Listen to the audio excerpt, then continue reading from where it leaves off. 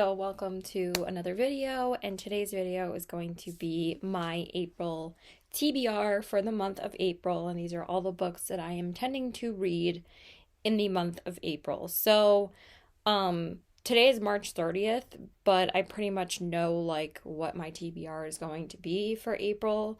I'm pretty much coming down to the end of the month by tomorrow, and I finished 16 books this past month. So that's the most I've ever read in one month.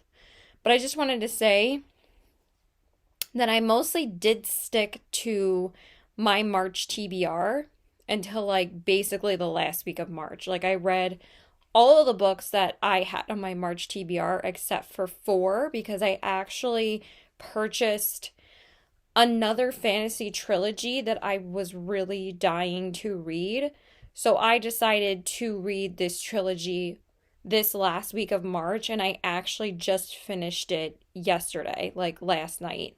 And the trilogy that I read, I just want to mention it to show why some books from March are moved to April, because I read the Cruel Prince trilogy by Holly Black. So the first one is The Cruel Prince, the second one is The Wicked King, and the third one was The Queen of Nothing. And I'll just read the synopsises really quick so you guys can understand what they were about. So the first one, The Cruel Prince, says, "Sharpen your blade, harden your heart. Jude was 7 when her parents were murdered, and she and her 2 sisters were stolen away to live in the treacherous high court of Fairy. 10 years later, Jude wants nothing more than to belong there, but many of the Fae despise humans, especially Prince Cardan, the youngest and the wickedest son of the High King. To win a place at the court, Jude must defy him and face the consequences." So that's the first one. Rated this like 4, I think a 4.5. I really enjoyed the first one a lot. It's just, Holly Black is a fantastic writer. And the second one is The Wicked King, which says, "You must be strong enough to strike and strike again without tiring. Jude has bound the Wicked King Cardan to her and made herself the power behind the throne. Navigating the constantly shifting political alliances of Fairy would be difficult enough if Cardan were biddable, but he does everything in his power to humiliate and undermine her." So that is the second one. I'm not going to read the whole thing. And then the third one, the second one I gave a 4.25. I still really loved the first one. This one was really good too, though, and unexpectedly, like, there's so much stuff that happens. Oh, she's such a genius writer. I love it. And then the third one is called The Queen of Nothing. And this one was by far my favorite one. So this one says, "He will be the destruction of the crown and the ruination of the throne." And that is actually the prophecy that they say about the Wicked King in the second book, and they also say it quite a bit in the third book. And it says, "Power is much easier to acquire than it is to hold on to. Jude learned this lesson when she released her control over the Wicked King Cardan in exchange for immeasurable power. Now, as the exiled mortal Queen of Fairy, Jude is powerless and left reeling from Cardan's betrayal. She bides her time, determined to reclaim everything he took from her. Opportunity arrives in the form of her twin sister Taryn, whose life is in peril." So I don't want to, read too much because also it's kind of spoilery, but I gave this one a 5 stars. I loved this one. I cried from beginning to end. The momentum was just, the energy, everything. It was just so much fun, and you just couldn't wait to see how it ended. So I finished all of these in 2 days each, and I loved this series. Definitely a fantastic trilogy. And then I'm going to grab my Kindle really quick. I also just finished, like literally 20 minutes ago, the shorts. So there's actually like 2 other books, but they're kind of like shorter, like little books in between. So I actually just finished this one. Let me just pull up the title. Hold on, sorry. Cover. So I just finished How the King of Elf Fame Elfhame learned to hate stories, and this is actually all from Carden's perspective, and it's only like 148 pages long, and I just finished it. I finished it in a day because it's such a short read. And this is actually 3.5 of of the trilogy. And actually I was kind of wondering why it was called 3.5, because this is actually that everything that takes place with Carden during the Cruel Prince before like he starts bullying Jude, and this is like kind of talking about his childhood and what happened with his family, and that his family didn't really care about him growing up. So this was really good too. I gave it a 4 stars. It's just been such a fun time, but also like now I understand why this wasn't a story technically. Like honestly I would have called this like a prequel. This could have been like made like 0.5. I wouldn't actually call this like 3.5 because it doesn't really like lead into events happening afterwards. I mean, kind of, because they do talk about things that do happen after the Queen of Nothing. So maybe it is kind of a 3.5, but I honestly would have, well, maybe I'm just more like an epilogue. Like I don't know what you would call it then. I guess a 3.5 makes sense then because it literally is kind of an epilogue. And now, right now, I'm about to finish this like very soon. I'm actually reading the short story that is 1.5, and it's called The Lost Sisters. I'm just going to pull up the title of that too. And this one is The Lost Sisters. I'm not going to get rid of the bottom because I'm actually in the middle of reading this right now. But this is 1.5, and this is a novella of Elfhame. And this is actually all from, oh, sorry, I'm showing the next book that I'm going to talk about. I should have put it down, but there's like no room in front of me to put it down, so I'm just going to hold it.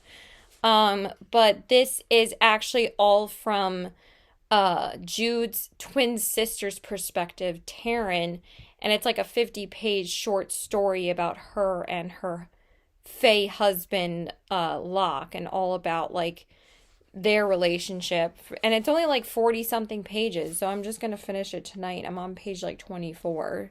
And it's just been so much fun. I didn't even know that there was like a short story, and then I saw it listed on Goodreads like a couple of days ago, and I was like, well, I gotta read that too. And then it's just like an easy thing to read before the month is over, and then I can just squeeze like one little book in, like with the King of Elfhame and this, because like you don't feel like as pressured to read them, and they're not as heavy reading that you don't really have to be as invested.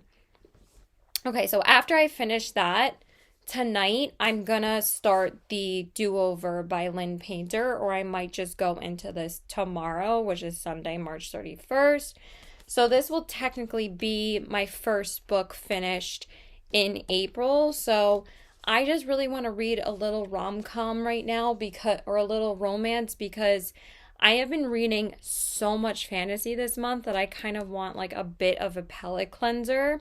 So I'm just going to read the synopsis of this one real quick, and then we'll go into picking out my April TBR, which I pretty much know which books I'm going to be picking. So this one, and also like I really do want to read more Lynn Painter. I really did enjoy Better Than the Movies, so now I really want to read this one.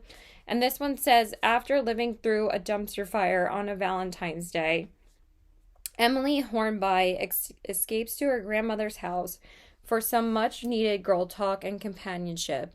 There, Emily passes out on the couch, but when she wakes up, she's back home in her own bed. That's not the only shocker, though. Somehow it's Valentine's Day again, and the next day, another disaster V-Day. So basically, she just keeps on reliving Valentine's Day. It's kind of very similar to Groundhog's Day. So I'm like really excited to read this. I think it's going to be super fun, and a lot of people say it's one of their favorite Lynn Painter books. So that is everything that I'm reading literally tonight and tomorrow, and then we will be in April, and then we are going to jump into my April TBR. So One more book that I want to mention though, because I think I'm going to finish this book before I jump into any of my physical books again. I might finish this after I read The Do-Over. So let me just open this one up real quick. I'm in the middle of like 3 books on Kindle, but actually like I'm halfway through this book and I've been reading this throughout like the last couple of weeks. Let me just go back to the cover. Hold the phone. So this is the cover, and I will talk about these books in a minute, but this one is called The Inheritance Games by Jennifer Lynn Barnes, and I really wanted to start the Inheritance Games series, and the thing is that the reason why I don't own this one is because it was free to read on Kindle Unlimited. So I've been reading this like here and there on my Kindle, like whenever I get a chance, like whenever I have time to kill, whenever like I'm at work and I have my Kindle with me and I don't have like my book on me, I'll just whip this out and read like a couple of pages. So I'm on page 175, so I would like to get this done first before I jump into any of these other books. So this is going to be right after The Do-Over, and also it gives me like a tiny bit of a break from the fantasy world that I'm reading, because then I'm going to jump right back into it after this. So The Inheritance Games is basically about this girl named, what the heck is her name? I forget her name already. Basically, she is you know what? Let's go into it when we talk about the Inheritance Games. I'm just going to leave that open. Let's start picking out my April TBR, and then we'll go into the Inheritance Games when I talk about it, because I'm fully intending on reading that series this month. So let's go through my April TBR. So right after I finish the Inheritance Games, I'm going to go right back into the Cruel Prince world, and I'm going to read the duology that just the second book actually just came out. So the first book in the duology is called The Stolen Heir, and this one is by Holly Black. And this takes place through Oak's perspective, and my goal of how many books that I want to read in April is probably going to be less than March. I mean, I did goal myself to read 14 to 15 books in March, and I ended up reading 16. So this month I'm goaling myself to read probably 13 to 14 books. Realistically, I'm not sure how many I'm going to get done. It's probably going to be less than this past month though. So the first one not the first one, it's actually going to be the third book by the time I get back to my reading shelf, is The Stolen Heir. And this is the first book in the duology in Elfheim. I'm going to read the synopsises after I pick them out, because that's usually what I do. And then the second one is called The Prisoner's Throne. And the reason why I want to jump into these really, really fast and really soon before I go back to some of the older books that I have is because, one, I actually just purchased both of these. I got this one at Barnes & Noble, and I actually had like a $5 reward to use. So these actually both ended up costing me like the same price. They were both like $17. At first, I was just going to purchase these on my Kindle. But the Barnes & Noble exclusive edition is a black background rather than white, which I kind of wish I would have had the white one, but the black one looks really cool too. And since it was cheaper to get with my $5 reward, and also like, when am I going to use a $5 reward at Barnes & Noble? And when am I actually going to be able to get another one again? Because their books are so expensive that I was like, I might as well use a $5 reward on a book that's not too pricey there. So I was like, that's why I just bought it there. So then this one, The Prisoner's Throne, the second one, just came out like not even 3 weeks ago. So that's why I really wanted to jump into this duology next, like right after I finish the Inheritance Games, because but I'm not sure if I might just wait to finish the Inheritance Games by the time I get to the series to read in. Oh my God, my Siri's going off because I said series. Because I might want it to have fresh in my memory to go into the next three books in that. So anyway, this just came out. I really want to read it because it's a 2024 release, and then this will get another 2024 release under my belt. So those are going to be definitely the first two. And then the next two that are definitely top priority this month are going to be the duology that I didn't read last month, and I was dying to read this last month, but I ended up reading the Cruel Prince trilogy. But once I finish those, we're going to go right into the One Dark Window trilogy by Rachel Gillig, and the first one is One Dark Window, and the second one is Two Twisted Crowns. I was so torn as to whether or not I was just going to read these before Cruel Prince, but I was like, you know what? I really do want to catch up on Cruel Prince before March is over, and I really want to get the trilogy read before I jumped into the duology. And I didn't want exactly to have like more than like one series to read this month, because duologies are a little bit easier and they're not as much of a commitment. So that's why I'm glad that I read the trilogy first. Obviously, you have to, because it's like super spoilery if you don't read it first. And then jump into two fantasy duologies. So I think that's a little bit easier for me. And also, like, since I've been reading so much fantasy this month, I kind of want to slow down with the fantasy a little bit and kind of read like other things. So those are the next two. And then I think I'm going to do this. I'm not sure if this is the order that I'm going to do it in, but I also want to complete another trilogy, and I'm kind of in like a super thriller mood right now, so I think I'm going to jump right into these two books after I finish Two Twisted Crowns, because like I read my fantasy books, now I really want to read these. So I also picked up the other two books in the A Good Girl's Guide to Murder trilogy because I really did enjoy the first one. So now I was just super tempted to pick up the other two and complete the trilogy. So I think this is what I'm going to jump into right after I'm done with Two Twisted Crowns, because I kind of want to read both of these. If not, if I don't jump into this right away, I really want to read this one. So I do really want to read the second one, but also like I don't want to space them out too much. And I do want to read thrillers this month. So if I read these two, then those will be my thriller reads.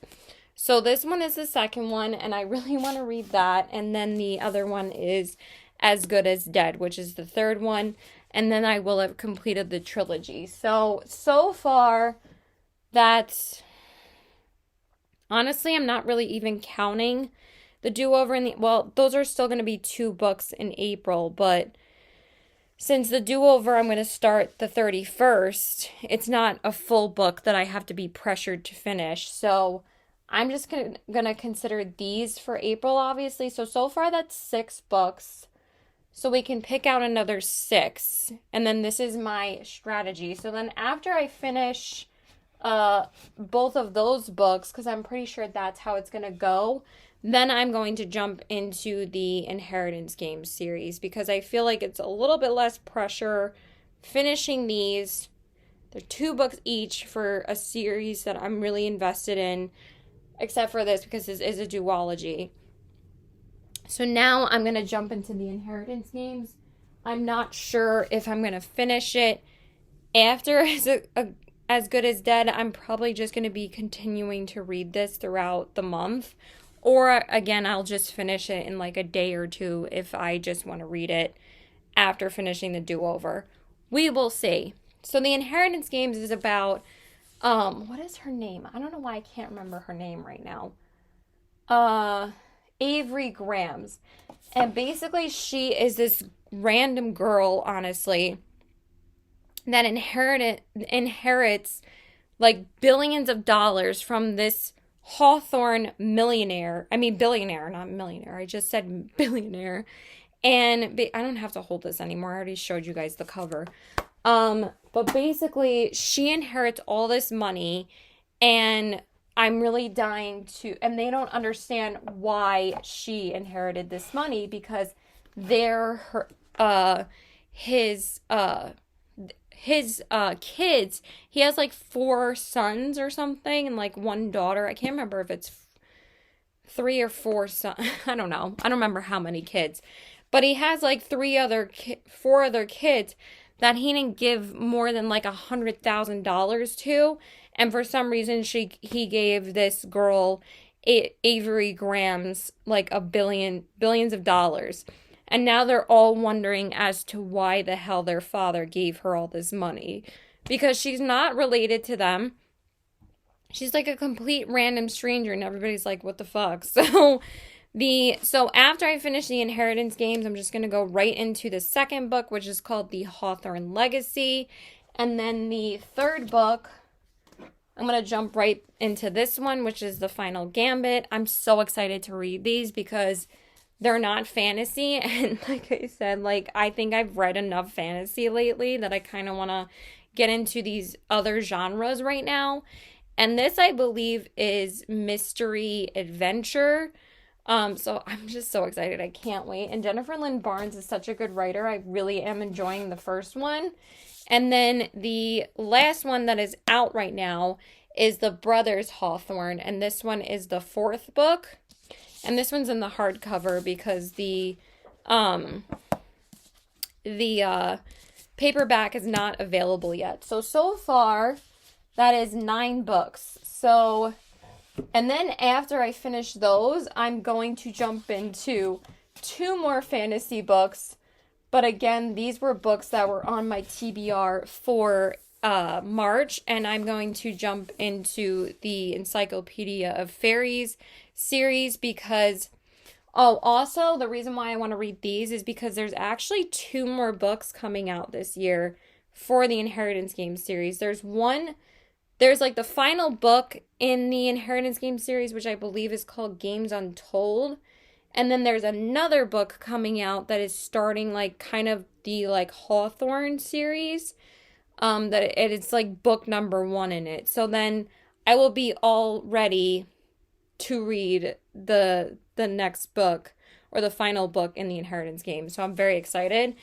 And then I'm going to jump right into these 2 books, Encyclopedia of Fairies and Map of the Other Lands by Heather Fawcett, because I didn't get to read these 2 last month. So these are going to be pretty easy fantasy reads for me to read this month.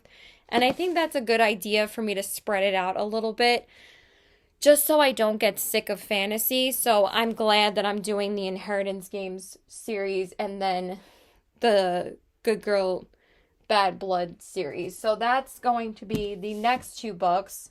So I have 6, 7, 8, 9, 10, 11.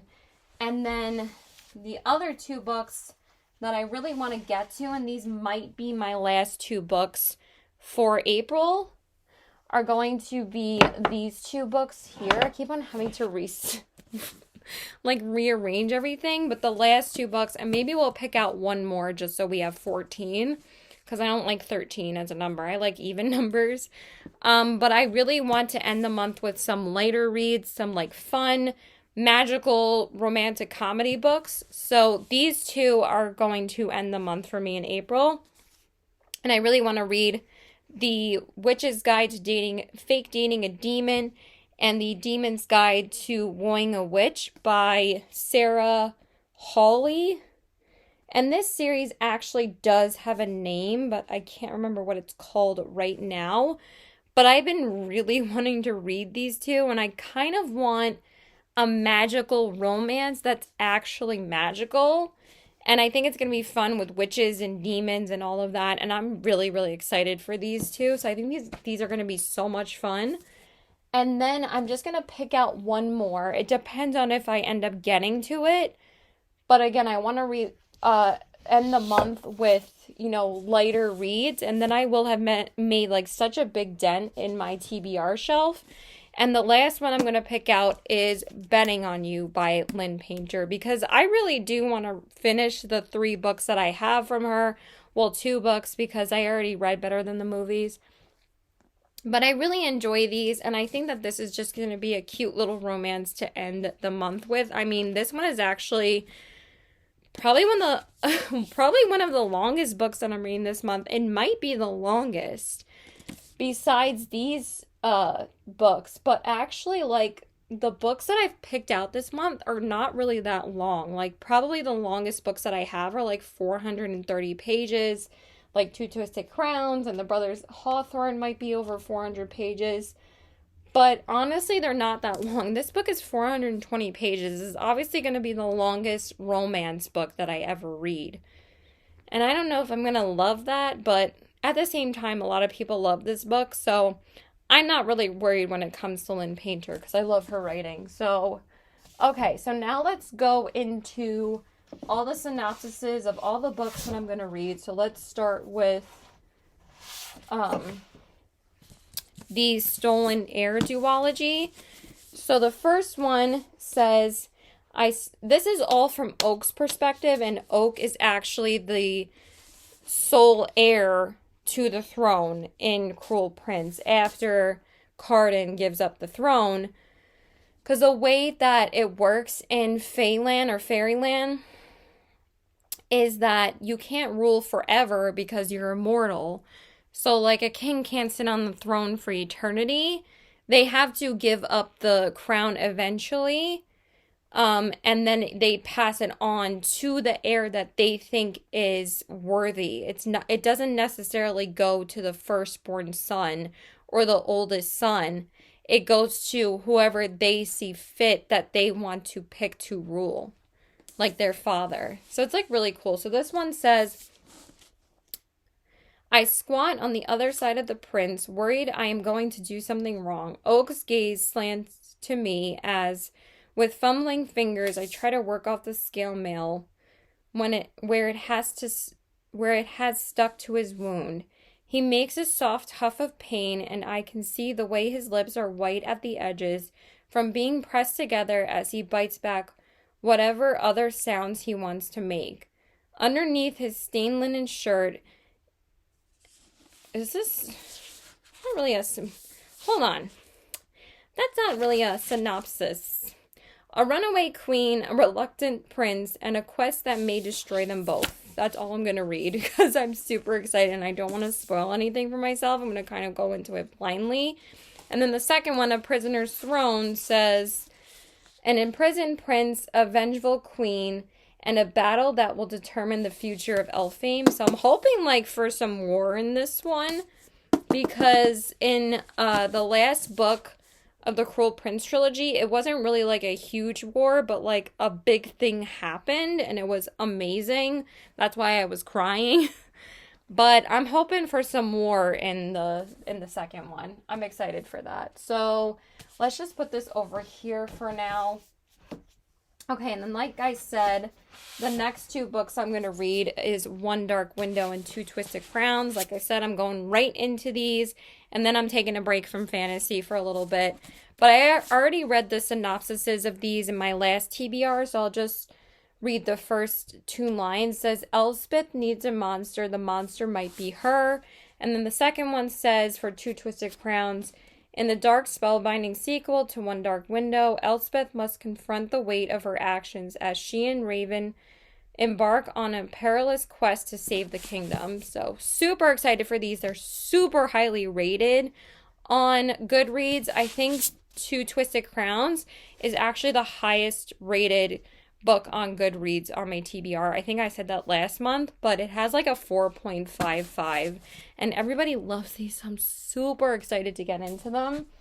And then, so after I finish those two, I'm going to go into the last two books in the A Good Girl's Guide to Murder series, and I really liked the first one a lot, so I really did want to read the other two, even though people say that the first one is still the best. But I actually saw that Batty Bean ended up reading this one this month, because she wasn't sure if she was going to continue on with the trilogy, because she said that people said that the first one was the best one, but then she read this one earlier this month and she gave it a 5 stars. So I'm like, that kind of convinced me just to read the rest of the trilogy. So this one says, some secrets are too deadly to tell. Pip is not a detective anymore. With the help of Ravi Singh, she released a true crime podcast about the murder case they solved together last year. Though the podcast went viral, Pip insists that her slewing days are behind her. So very excited for this one. And then Batty Bean actually just picked up the last one and she hasn't read it yet, so I haven't seen her review yet. But I'm still going to read it anyway because I really want to read this series. So this one is As Good as Dead, and this says, you'll never think of Good Girls the same way again. Pip is still haunted by the way her last investigation ended. She's used to online death threats in the wake of her viral true crime podcast, but soon the threats escalate and Pip realizes that someone is following her in real life. Super excited for these. I really cannot wait for these. So that's why I was like, I'm just going to go into these. Even though I've owned these a bit longer, and these, like I said, I just need to read some thrillers because I feel like they will keep my interest, because I feel like since I've read so much this month, I'm kind of getting a little bit zoned out as to what I'm reading, that I find that I need to take a little bit more breaks. Like I can't read constantly throughout the whole day, even though I do usually, but thrillers are like definitely easier to pay attention to because they keep your interest for like a long time. That's how I feel anyway. And then after that, like I said, I'm going to go into the Encyclopedia of Fairies duology right now. The third book is actually coming out in January of 2025. So since I'm going to read both of these this year, like I said, then I will be... Oh, wait. Hold on. I'm not going into these next. I'm going into these. Hold the phone. Forget what I said. Like I said, I was going to go into the rest of the Inheritance Games series. So this is going to be like my full series for this month. And I'm glad that I picked like kind of like an easier series to get through. So the second one is called The Hawthorne Legacy. Depending on whenever I finish the first one, which will be very soon. So this says... Mystery, riches, romance, betrayal. Overnight, Avery Grams went from sleeping in her car to a billionaire heiress. So that's basically what the first one is about. And everybody trying to figure out how the hell why she was the one to inherit everything, because he literally like left everything to her in his will. And it says, now ensconced in a world of opulence, riddles, danger, and family secrets, Avery is on the hunt for one person who might hold the answers to all her questions, including my eccentric billionaire Tobias Hawthorne left his entire fortune to Avery, a virtual stranger, instead of his daughters and 4 grandsons. So that's basically what the first one is about. So I guess you don't really find out in the first one why. I guess you have to read the second one because it pretty much says that you don't find out. And then the third one is called The Final Gambit. And this one says, to inherit billions, all Avery Grams has to do is survive a few more weeks living in the Hawthorne house. The paparazzi are dodging her every step. Financial pressures are building. Danger is a fact of life. And the only thing getting Avery through it all is the Hawthorne brothers. Her life is intertwined with theirs. She knows their secrets and they know her. So that is the third one. Super excited. And then the last one, like I said before, is the Brothers Hawthorne. And this one says, 2 games an ocean apart, Hawthornes play to win. Grayson Hawthorne, who the hell are you? Grayson knew without turning to the person. Wait, hold on. Why do I keep on reading the back when I always forget with hardcovers the synopsis is on the front flap? It says 4 brothers, 2 missions, 1 explosive read. That's what we're going to say. Because I, again, want to I like going into books more blindly now. I know I wasn't really like that before. Like, I would have to read, like, the ratings and the synopsis and everything. And now I'm just like, if it's popular, I want to freaking read it. Like, but honestly, I'm really enjoying this series. So, how many times do I have to say that? And then, like I said, after that, I'm going to go into the Encyclopedia of Fairies. I'm not going to read the synopsises of these. Basically, this says, Encyclopedia of Fairies says, a criminology professor journeys to a small town in the far north to study fairy folklore and discovers dark fairy magic. friendship, and love. In the start of a heartwarming and enchanting new fantasy series, and the second one, Map of the Other Lands. They're just so pretty, and I can't wait to read these. This one says, when mysterious fairies from other realms appear at her university, why can't I speak? Criminology professor Emily Wilde must uncover their secrets before it's too late in this heartwarming, enchanted second installment in the Emily Wilde series. So people actually thought that this was a duology, and then she announced a third one. So I'm excited. I think they're going to be cute. So, okay. And then the last 3 books, let me just put these over here so I can actually talk about them so these don't fall. So like I said, these are going to be the last 2 that I read in April. I've been really wanting to read these. I think they sound so cute. So the first one is called A Witch's Guide to Dating a Demon. So this one says, Mariel knows not to trust a demon, especially one who wants her soul. But what's a witch to do when he won't leave her side, and she kind of doesn't want him to? So I think that's so cute.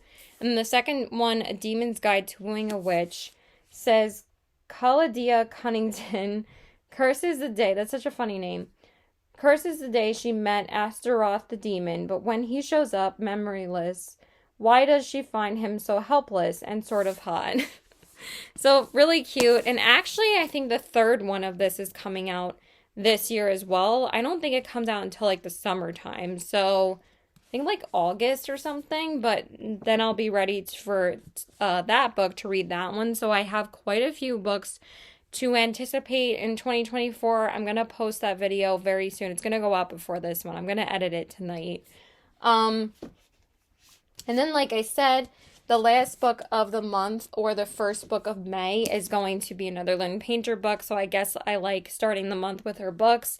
Then this will be the last one for me to read from her that I own, and this one is called Betting on You. And this one says, the first time Bailey meets Charlie, he is the worst. While moving to Omaha after her parents' sudden divorce, Bailey finds herself trapped for 10 hours with a cynical and obnoxiously opinionated stranger, the polar opposite of her careful, well-behaved, cheery temperament. So, really, really good. Really excited for these books. So that is going to be it for my April TBR, and that's like 1, 2, 3, 4, 5, 6, 7, 8, 9, 10, 11, 12, 13, 14 physical books, plus the do-over. The do-over is still going to be counted as a book read in April, because I'm probably going to finish it April 1st. But let me just check something really quick. I just want to grab my phone. Oh my god. Yeah, knock your whole camera, Caitlin. Your computer. What was I going to say? I don't remember what I was saying anymore. Hold on. I just want to make sure I check that those were all my books on my TBR, because I did write them down in my notes. It's 1, 2, 3, 4, 5, 6, 7, 8, 9, 10, 11, 12, 13, 14. Yeah, 14 books. Plus the inheritance games. Those are going to be 15 books. Not bad. But I also didn't pick out Betting on You then, so I think it's 16 books. 1, 2, 3, 4, 5, 13, 14. Yeah, it's going to be 15 books, but again, at the same time, I might start this book the first week of May. And then after I read these books, I will have made a significant dent in my TBR shelf up here. Because then after that, I only have like 1, 2, 3, 4, 5, 6, 7, 8, 9. And then the Hunger Games trilogy, which I've been dying to get to, which I'm finally going to read in May. I might start the month with that, because I really just want to read that finally.